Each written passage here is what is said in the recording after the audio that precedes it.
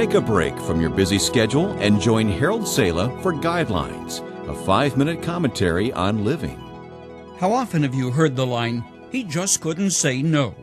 Or the feminine version of that, which is, "She knew better than that. That's not how she was raised."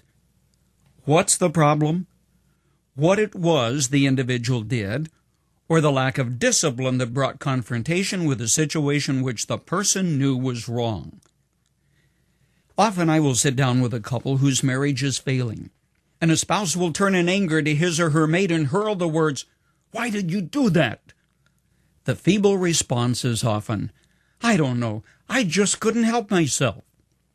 Needed is discipline, or more specifically, self-discipline, the kind that has feet connected to a backbone which allows a person to walk away from temptation, or the strength to hit the button on the TV controller or click the mouse on your computer when you have strayed into areas which Paul called secret and shameful.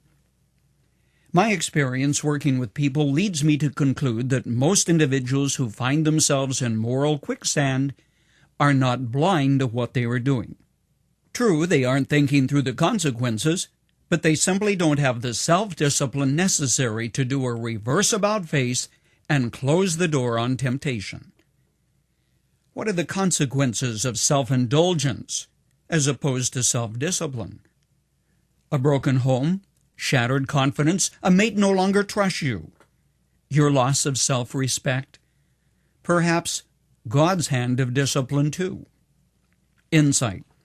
You are free to make whatever decisions and choices you please, but you cannot control the consequences of those choices. For those who are God's children, not only does life yield harsh discipline, but God does as well. Hey, you may say, I thought God was a loving God.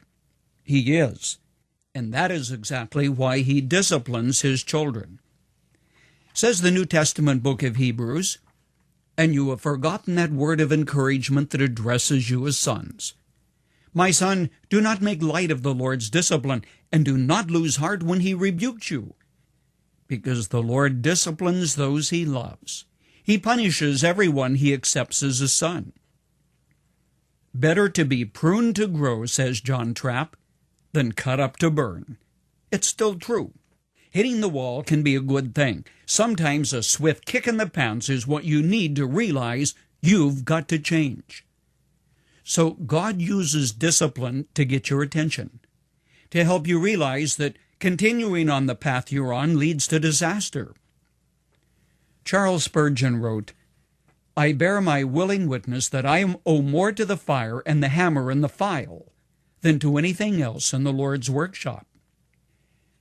Changing your attitude is step number 1. It's what the Bible calls repentance. It is the deep-seated emotion that helps you realize you have been playing with fire.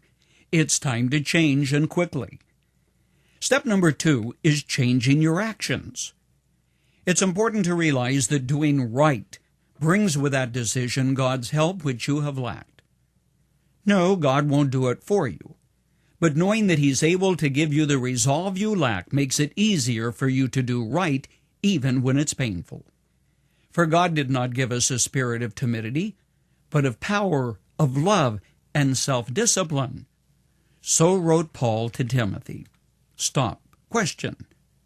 Who gives you power, love, and self-discipline? God does. Ask Him for it.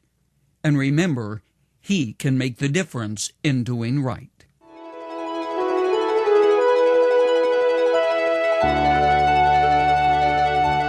You've just heard Dr. Harold Sala with Guidelines, a 5-minute commentary on living. If you would like to listen to the program again, download a copy, subscribe to our e-commentary, or view other resources, visit guidelines.org. We would like to hear from you too. You can email us at info@guidelines.org. That's info@guidelines.org. Thanks for listening, and we invite you to join us again for the next edition of Guidelines.